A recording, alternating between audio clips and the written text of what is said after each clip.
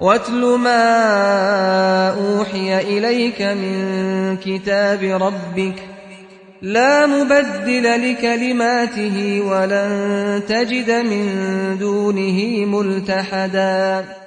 الحمد لله رب العالمين، والصلاة والسلام على أشرف المرسلين نبينا محمد وعلى آله وصحبه أجمعين. We continue inshallah ta'ala with Surah Al-Kahf, and we stopped at verse 32, verse number 32 in Surah Al-Kahf from the Tafseer of Imam Sa'di rahimahullah. يقول الله عز وجل: أعوذ بالله من الشيطان الرجيم. واضرب لهم مثل الرجلين جعلنا لأحدهما جنتين من أعناب وحففناهما بنخل وجعلنا بينهما زرعا كلتا الجنتين آتت أكلها ولم تظلم منه شيئا وفجرنا خلالهما نهرا وكان له ثمر فقال لصاحبه وهو يحاوره أنا أكثر منك مالا وأعز نفرا ودخل جنته وهو ظالم لنفسه قال ما أظن أن تبيد هذه أبدا وما أظن الساعة قائمة ولئن رددت إلى ربي لأجدن خيرا منها منقلبا. It says, and present to them an example of two men. We granted to one of them 2 gardens of grapevines, and we bordered them with palm trees and placed between them fields of crops. Each of the 2 gardens produced its fruit and did not fall short thereof in anything. And we caused to gush forth within them a river. And he had fruit, so he said to his companion while he was conversing with him, I am greater than you in wealth and mightier in numbers of men. And he entered his garden while he was unjust to himself. He said, I do not think that this will perish ever. And I do not think the hour will occur. And even if I should be brought back to my Lord, I will surely find better than this as a return. And the story continues from the Surah. And this is the second or the second story mentioned in the Surah. So we finished with the story of Ashabul Kahf, and the Surah is named after them because this is the most challenging trial in this life, which is the trial with one's religion, because they were challenged with the foundation of everything, which is the deen. And Allah subhanahu wa ta'ala saved them, and we learned how to protect ourselves from deviation and the many benefits that are mentioned and the truthfulness of the people of the cave, and relying upon Allah subhanahu wa ta'ala, Allah subhanahu wa ta'ala saved them. Then here in this these set of verses talks about the fitna of wealth.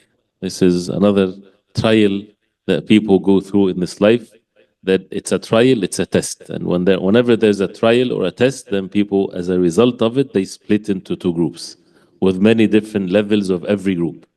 Those who deviate away from what Allah subhanahu wa ta'ala wants from them versus those who hold fast to the truth. So this is the effect of the fitan, this is the effect of the trials. So now the Quran, the words of Allah subhanahu wa ta'ala, teaches us with example what to do with the fitna of wealth or dealing with one another in these matters. And it's basically related to the ayah number 29, وَقُلِ الْحَقُّ مِنْ رَبِّكُمْ فَمَنْ شَاءَ فَلْيُؤْمِنْ وَمَنْ شَاءَ فَلْيَكْفُرْ. That say that the truth is from your Lord. So the truth is from Allah. No one owns the truth except Allah subhanahu wa ta'ala. He is al-haqq subhanahu wa ta'ala. The truth is only from Allah. And the only way to know the truth is the wahy from Allah, not from the inspiration that a person has or anything else. It's the wahy from Allah, and the wahy from Allah subhanahu wa ta'ala is protected from all deviation. And whoever will, let them believe, and whoever will, let them disbelieve. So this is where the trials are. Some become believers and some become disbelievers as a result of this. So now after the verses also afterwards talks about the affairs in the hereafter. The disbelievers, Allah prepared for them, إِنَّا أَعْتَدَنَا لِلظَّالِمِينَ نَارًا أَحَاطَ بِهِمْ سُرَادِقُهَا. The previous verses. And the believers, Allah subhanahu wa ta'ala prepared for them Jannat تجري من تحتها الأنهار with the details of what's mentioned. So now in these verses now 32 and so on talks about the examples or the parable that Allah subhanahu wa ta'ala sets for these two groups in this life. So the two groups are shown in these verses in this life, and so the matter becomes clearer and clearer. Who to follow and not to be deceived by the immediate sense of things, as the verses shows us this. And the most important thing, as we know, is our hearts to work and to reflect and to take the lessons and to take this away from what the verses are saying, to reflect it upon ourselves and how to learn from it. And of course, to do that, we have to learn the tafsir first. So the ayah وَاضْرِبْ لَهُمْ مَثَلًا, give or present to them مثل. Al-mathal is the parable, the example. رَجُلَيْنِ جَعَلْنَا لِأَحَدِهِمَا جَنَّتَيْنِ, so the example of two men. He says in the tafsir, يقول تعالى لنبيه صلى الله عليه وسلم. Allah subhanahu wa ta'ala says to his prophet صلى الله عليه وسلم, اضرب للناس مثل هذين الرجلين. الضرب is whether it's to hit, to strike, right? And of course, in this context, refers to present or show them, give them the example. And it's like a darb is when you stamp something, that means it's not going to be ambiguous. It's well established. It's like when you hit something, that becomes very clear. So give them darbul mithal. This is the terminology always with giving parables and examples. Darbul mithal, that you give a mithal. And the mithal is about something physical that you would see, that would make you then make the analogy for things that are not physical or with the repeated matters that comes. So darbul mithal has many benefits, and the mithal in the Quran are so many. One of the benefits of darbul mithal, if either it's of something physical, something tangible, so that you would take from it what's non-physical. And the non-physical matters becomes as if it's physical and tangible for you to see what's right and what's wrong in it. Because many people, they deviate in this sense. Another benefit, as these verses will show us, inshallah ta'ala, is with darbul mithal, the matter is repeated. So if it's repeated with different names, different environments, different circumstances, it doesn't matter. You already have the mathal. You already have the parable that is set for oneself, so that you can always refer back to it and take benefits from it, so that you don't say, oh, this is a brand new situation. Where is the guidance from what we witness in our lifetime in the 21st century? All of that is silly. The people of knowledge, with knowledge, a person will be able to, by the will of Allah subhanahu wa ta'ala, to refer things back to what? To the wahy. وَقُلِ الْحَقُّ مِنْ رَبِّكُمْ. And that's the ilm. And that's the importance of the ilm. And that's the importance of the ulama. Is because of the knowledge of the wahy. The easiest thing is to realize the reality that you're in. I'm sorry taking too much in this, because sometimes people, they belittle the ulama. They say the ulama, they don't know our circumstances and what we're going through. Anyone can know your circumstances and what you're going through. You can present it in one letter. You can explain what's your circumstance, no problem. Anybody can, it's easy to figure out your circumstance and the reality.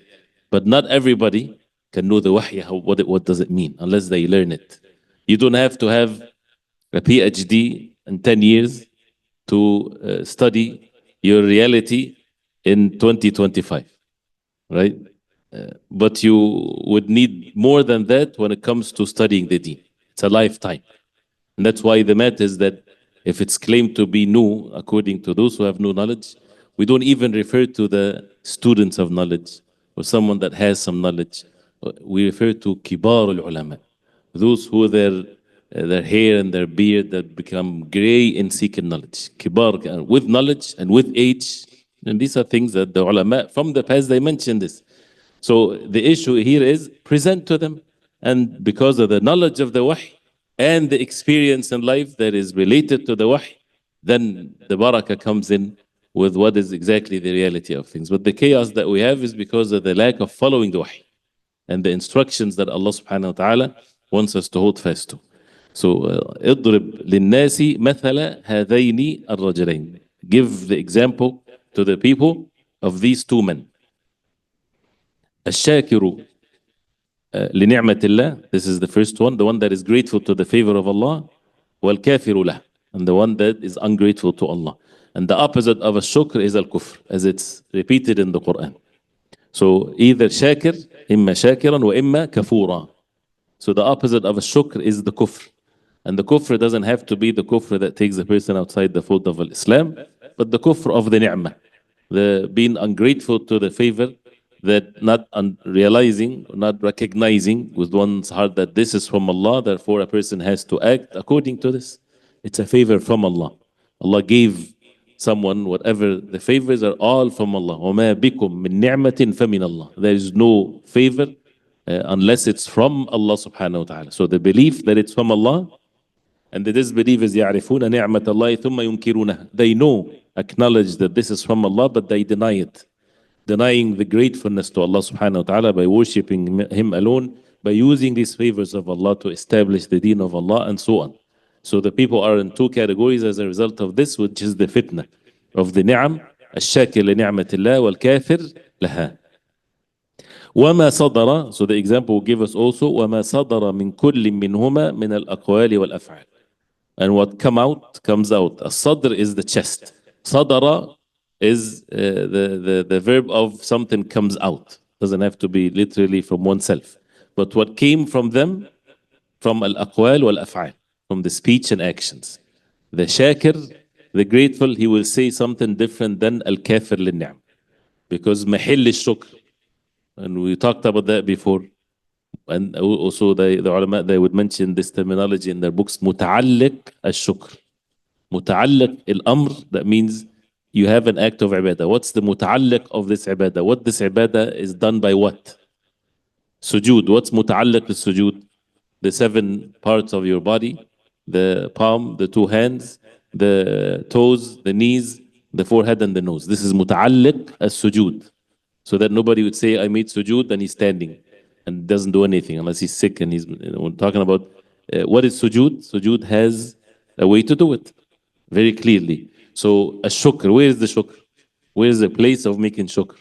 Muta'alliq al-shukr is the entire body of the human being, not just the heart, not the claim, but it's in the heart by acknowledging that the favor is from Allah subhanahu wa ta'ala alone, and being grateful to Allah with one's heart and with one's speech. So the speech shows. Person might lie, right? But Allah knows what's in the heart. But the speech has to align with what's in the heart, and the words of shukr would come as a result of that. Complaining too much, it's a sign that a person is not grateful. Unless there's a valid reason why he's complaining for a benefit or whatever. But it is a different subject. So the speech.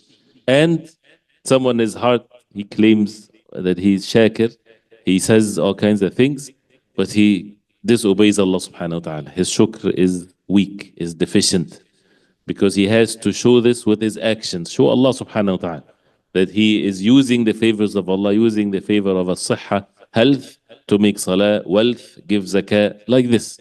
So the commands of Allah, and not to use the favors of Allah in disobeying Allah. And that's why the believers, if they fall into a sin, immediately they return to repentance. Because how dare they were forgetful in such a way that they disobeyed Allah. They're not grateful to Allah subhanahu wa ta'ala, so they always repent to Allah. Not that they become sinless, but they constantly repent to Allah, and it's that is also related to ash-shukr. So وَمَا صَدَرَ مِن كُلٍّ مِّنْهُمَا. So you have to then analyze and look what everyone, each of them said, and what the grateful ones say, and what the ungrateful ones say.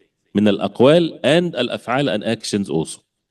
وما حصل بسبب ذلك من العقاب العاجل والآجل, and what happened, حصل, as a result of that, as a reason of that, من العقاب, punishment. العاجل, the immediate one, the one in haste, not haste in a negative way, that means in this worldly life. الدنيا is العاجلة. من كان يريد العاجلة عجلنا له فيها ما نشاء. Whoever wants العاجلة. What's العاجلة? This dunya, the immediate one. العجلة من الشيطان. Hastiness is from shaitan. That means a person being in haste. He wants the immediate thing. But in the general sense, this is the dunya versus al-ajila. Al-ajila is the delayed one, is the deferred one, the ones that comes later. The akhirah does not come unless there's dunya. So the dunya first and then the hereafter. The hereafter doesn't come before the dunya. So the iqab, the punishment in this dunya, wal ajil, and the deferred one, the one that is waiting for everyone, wal thawab, and the reward also from Allah subhanahu wa ta'ala. So this is, before even we read the verses, this is how clear the book of Allah subhanahu wa ta'ala is. There is nothing is hidden of what needed for people to be following what Allah subhanahu wa ta'ala wants from them exactly, with instructions, with commands, with what people are forbidden from the showing al-jaza and the recompense in the hereafter, examples in this life, parables that will be repeated all the time, so that nobody is confused. What is left is hold fast to the wahy from Allah. أُتْلُ مَا أُوحِيَ إِلَيْكَ مِنْ رَبِّكَ, as the verses before said. Recite and follow. Follow what has been revealed to you from your Lord. And that's the solution for all things, is the wahy, holding fast to it and apply it in our life. So then he says, لِيَعْتَبِرُوا. So when all of these things are mentioned in this method, in this parable, لِيَعْتَبِرُوا بِحَالِهِمَا. For the people, those who listen to this method or this parable, they would take the ibrah. لِيَعْتَبِرُوا. Al-ibrah, as we said, is to cross over from what's mentioned thousands or hundreds or whatever years ago, thousands of years ago. You don't make it confined to that time. Oh, this is like a fairy tale. It's a story from the past. No, you cross over from that to learn from it of what to do in your situation, in your times, and at all times. لِيَعْتَبِرُوا بِحَالِهِمَا, to take a lesson from their affairs and their state of these two individuals. وَيَتَّعِظُوا بِمَا حَصَلَ عَلَيْهِمَا. الاعتبار is to take the lesson and to benefit. الاتعاظ, from al-wa'z, to be admonished, for the heart to be softened, to know the end. Usually the word wa'z أو موعظة and things like this always attach it to the end of things. العبرة, الاعتبار, we don't go too much details of differences of words, but الاعتبار is now what do I do? الموعظة, admonition, is what's going to happen at the end, so that you humble yourself, so that your heart is softened. This is the hereafter. وَيَتَّعِظُ بِمَا حَصَلَ عَلَيْهِمَا, and to have the maw'idah, the admonition of what happened to both of them. عَلَيْهِمَا, this shakir one and the ungrateful one. He says, وَلَيْسَ, and this is how, this is such an important benefit to all of these things in the Quran. وَلَيْسَ مَعْرِفَةُ أَعْيَانِ الرَّجُلَيْنِ وَفِي أَيِّ زَمَانٍ أَوْ مَكَانٍ هُمَا فِيهِ فَائِدَةٌ أَوْ نَتِيجَةٌ.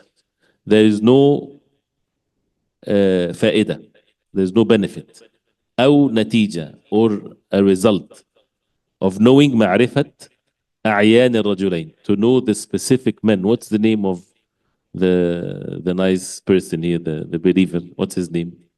Does it make any benefit or any goodness in it? No, because Allah subhanahu wa ta'ala didn't mention.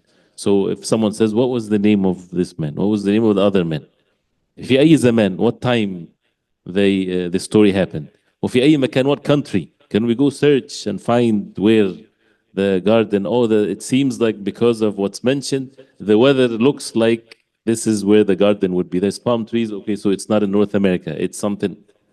What's the benefit of all of this? It's of no benefit. If there was a benefit, Allah subhanahu wa ta'ala would have mentioned. So don't waste your time in the examples, as he's basically saying. وليس معرفة أعيان الرجلين وفي أي زمان, in what time, وفي أو مكان, place, هما فيه فائدة, أو مكان هما فيه, they were both in فائدة, there's no benefit, or a result, as a result of that, if there's a benefit and a result, maybe, but there's none. فالنتيجة, the result or the outcome of what's mentioned, تحصل من قصتهما فقط. The result comes as a result of the قصة, the story, what has been mentioned about them only. والتعرض لما سوى ذلك من التكلف. And to expose yourself, to go after any other than that, is takalluf. التكلف is to go out of your way for something that is no benefiting. Even if it's, you would find it in some of the books of the tafsir, even if you find it in some of the books of the tafsir. There's no benefit in this. فأحد هذين الرجلين, then he says here, فأحد هذين الرجلين الكافر لنعمة الله. One of these two men is الكافر لنعمة الله. Was he a disbeliever? Actually, the verses would show that he was not a disbeliever later, or he repented to Allah. Maybe Allah knows best. There's, you can understand this from the verses. So whether he is a a disbeliever, or he is only ungrateful to the favor of Allah. So, but it's very clear here that he is kafir li ni'matillah. He was ungrateful to the favor of Allah, al-jalila, the great favors of Allah. جعل الله له جنتين. He's ungrateful to Allah. And Allah subhanahu wa ta'ala knows what's in his heart. And Allah subhanahu wa ta'ala, as we know, He sees what's in our hearts, and accordingly we are given. We are giving in this life and in the hereafter according to what's in our hearts and what we also do with actions. So that we then, if someone is given all kinds of things in this life, it doesn't mean that Allah loves that person, as people might be deceived and thinking that way. So Allah subhanahu wa ta'ala gave him jannatain, two gardens. أي بساتين بستانين أي بستانين حسنيين حسنين, two beautiful gardens. واضرب لهم مثلا الرجلين جعلنا لأحدهما, we made for one of them جنتين, two gardens, من أعناب وحففناهما بنخل, from أعناب. الأعناب is the grapes, so grapevines. وحففناهما, that means we surrounded them, the edge of the garden, بنخل, which means with palm trees. أي, he says, في هاتين الجنتين من كل الثمرات, it has in it all kinds of fruits. وخصوصا أشرف الأشجار, especially the most honorable of trees, the best of the trees, العنب والنخل, the grapes and the palms. فالعنب وسطها, as it says in the ayah, the عنب is in the middle of it. والنخل قد حف بذلك, and the palm trees surrounding the edges of it. ودار به, and surrounding it from all directions. فحصل فيه من حسن المنظر, so it has beautiful scenery when a person looks at it. وبهائه, and the baha also the looks that makes you in awe, or you like what you see. وبروز الشجر, and the trees when it shows. If someone has a garden and the trees doesn't show, it doesn't look pleasant from a distance. So the trees is an essential, of course. والنخل, and the palms. بروز الشجر والنخل للشمس, so it covers from the heat of the sun. والرياح, and the wind. التي تكمل بها الثمار, and according to that the thimar, or the grapes for example, become produced well. وتنضج وتتجوهر, and it becomes ripe and it becomes in the best shape. And the effect of the sun and these types of things is clear. ومع ذلك جعل بين تلك الأشجار زرعا, and with that Allah subhanahu wa ta'ala made between these trees zar'a, plants, things like this in general. He says فلم يبق عليهما إلا أن يقال, what is left then for these two gardens except that a person would say كيف ثمار هاتين الجنتين, how is the produce of these two gardens. وهل لهما ماء يكفيهما, do they have enough water to suffice for the two gardens. فأخبر تعالى, Allah subhanahu wa ta'ala informed, أن كلا من الجنتين, that both of the jannatain, كلتا, the dual, كلتا الجنتين, both of the gardens, آتت أكلها, آتت أكلها ولم تظلم منه شيئا. آتت أكلها أي ثمرها, أكلها is the thamar, is the produce. وزرعها ضعفين, that it brings forth, the two gardens brings forth this ukul, and al-ukul from al-akl, food, but al-ukul here refers to the produce, what it produces. وزرعها, and the plants, ضعفين, double of what any garden would give. أي متضاعفا, keeps on multiplied in many multiplications. وأنها لم تظلم منه شيئا, and it did not تظلم. الظلم is injustice, and usually الظلم comes when someone is given less than what they deserve, less than what they deserve. That's الظلم, which is forbidden. But here لم تظلم منه شيئا, that means it was not given anything less than anyone would think of, and not الظلم of injustice. أي لم تنقص من أكلها أدنى شيء. You know, someone expects from a tree that it gives a certain amount of produce, right? And if he gets a little bit less, that's fine. That's a normal thing. But these trees in these gardens and whatever the plants and whatever produces, it is never given or from its produce anything less than what's even given multiplied. It's more. So the person, he no complaints whatsoever. He gets perfectly what he expected and more. أي لم تنقص من أكلها أدنى شيء. أي عظيم, great, كما يفيده التنكير, لن تظلم منه شيئا. تنكير النكرة شيئا that means nothing is given less. أي قد نعم تنقص من أكلها أدنى شيء. ومع ذلك still I skipped here. ومع ذلك فالأنهار في جوانبها سارحة كثيرة غزيرة. And with that they have the rivers are from all places, sides and inside. غزيرة abundance as the ayah says. وفجرنا خلالهما نهرا. نهرا rivers. فجرنا gush forth. So the plenty of water is not just some flow of the rivers. التفجير, the word تفجير is explosion, right? Explosion. So it's gushing forth. The water is so much. خلالهما, خلالهما in the midst of the two gardens, not in one side, and he has to go get the water with another means for it to reach the gardens or the trees or whatever, you know. And this is also one of the norms of things. Sometimes people, they would give the source of water that many gardens will share, and they would have to make a small canal or they have to go work. They have to work in it. No, خلالهما. So the rivers are already infiltrated inside. That there's no much work that he has to do even. وكان له ثمر. This is, we have here in the top of page 933. It's going through verse number 34 before the verses are mentioned.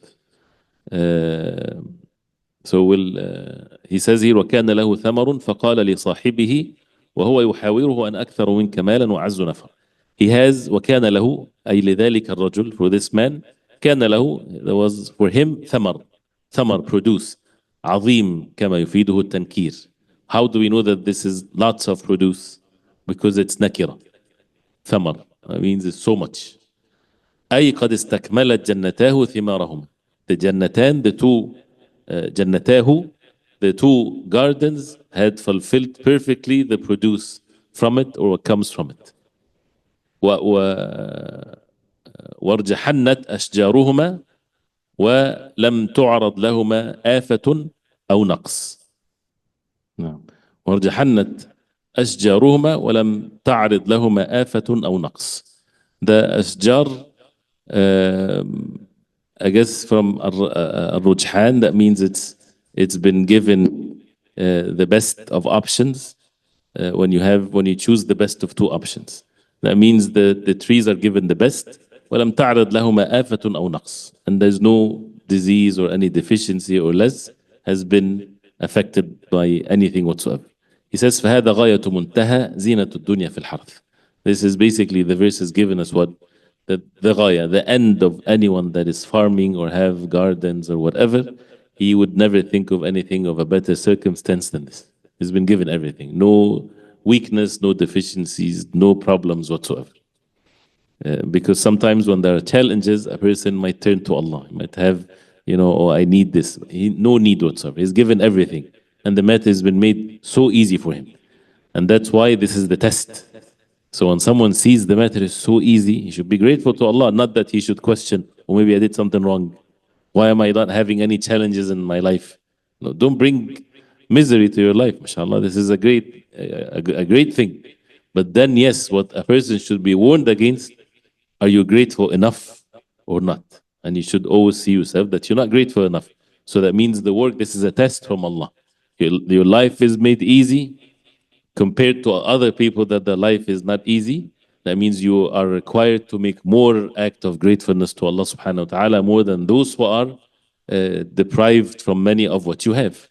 This is the test from Allah. Not that it's given for a person to enjoy the halal, mashallah, and everything like this, and that's it. No, there is the test or the questioning in the day of judgment will be more. So don't reject it. Don't say, no, I want to live the life of those who are being tried and tested with poverty and so on. This is not what Allah subhanahu wa ta'ala wants from the person, but rather than to be grateful to Allah, to give the rights of the wealth, to be obedient to Allah, to make the acts of ibadah, and to know that you are more tested than the poor ones when it comes to one's wealth. It says, فهذا غاية منتهى زينة الدنيا في الحرث ولهذا اغتر هذا الرجل. That's why this man اغتر. And this is the norm. When you know the norm, then you're more alert. Right? اغتر, that means from الغرور. He got deceived. He got fooled. وتبجح وافتخر. تبجح, he said evil words. He said all kinds of things to show how ungrateful he was. وافتخر, and he becomes proud of himself and arrogant. ونسي آخرته, and he forgot the hereafter. And this is each one of these things, as it's mentioned also in the verses that it will come, is all the outcome of the dunya being at ease for the person. He has to be warned against these things. When everything is perfectly as he expects and more, he doesn't want to leave it. So when someone mentions death in his presence, this is something that disturbs the joy that he has. He doesn't even want to remember death. He doesn't want to remember the hereafter. Versus someone, his life is miserable, it's easier for him to remember the hereafter to take him out of this misery, right? This is how people, human beings, they might be helped or not helped, or they might be in poverty, being ungrateful to Allah, or being not having patience. So everyone is tested. So for the person to be warned, not to fool himself, and to remember that one time, one day, he will have to leave all of this and to return to Allah subhanahu wa ta'ala, and from the fact that this is a test from Allah. This is a test from Allah subhanahu wa ta'ala, is not given for any other reason but as a test from Allah. Then the verses continues with more of what is being said here. And at the end, inshallah ta'ala, when we go through the verses and we write down the benefits and what the verses means, so that we act upon what Allah subhanahu wa ta'ala wants from us. So we'll stop here, inshallah. We have the attendance code is shukr, complete gratefulness. There's a question, is it correct to say that because he questioned the day of judgment, whether it was going to happen or not, that his iman was incomplete, or is that kufr? Naam, it's, of course it's kufr. And the context of it, it shows that it's kufr. But then, if you go to the end, وأحيط بثمره فأصبح يقلب كفيه على ما أنفق فيها وهي خاوية على عروشها ويقول يا ليتني لم أشرك بربي أحد. He would say at the end, I wish I did not associate partners with my Lord, anyone whatsoever. Right? He was still alive, and he said that. He did not say that in the day of judgment.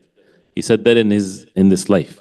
After the punishment came to his garden in this life. So some of the ulama, we do not know. Some said it seems that regret seems like he repented to Allah. Allah knows best. We don't. It's not something that is of concern. But according to what's mentioned in the end, what he said here, وَمَا أَظُنُّ السَّاعَةَ قَائِمَةً, this is kufr. He's doubting the hereafter. This is disbelief, of course, and this is what, again, the fitna can lead the person to this. So for someone to think that the belief in the hereafter, it's only a conscious decision and that's it. No, a person can have the decision that he believes in the hereafter, and then he get corrupted later because of the sins and the disobedience of Allah and the ungratefulness to Allah. Then his heart becomes sealed, or he becomes deviated as a result of his evil actions. So you don't have to be too smart or too dumb to disbelieve in the hereafter. One's actions can also ruin one's belief. Oh, inshallah, we'll stop here, inshallah, and we'll continue next time, inshallah. I ask Allah subhanahu wa ta'ala to make us benefit from what we heard. وصلى الله وسلم وبارك على محمد وآله وصحبه وسلم.